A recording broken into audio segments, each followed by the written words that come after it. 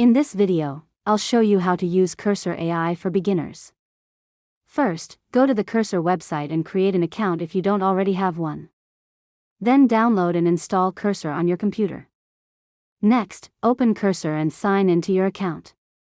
Once you're inside, you can either open an existing project or create a new one. After that, explore the main workspace.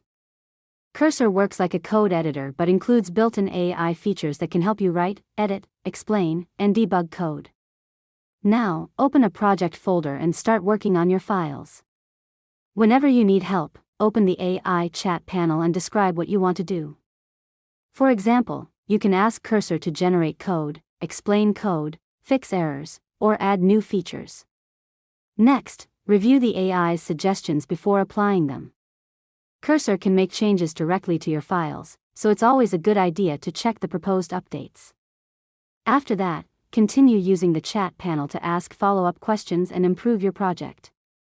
The more specific your instructions are, the better the results will be. Finally, save your work regularly and test your code to make sure everything functions as expected.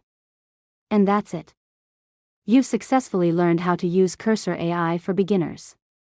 If you found this tutorial helpful, make sure to subscribe to Learn Mode Lab for more tutorials.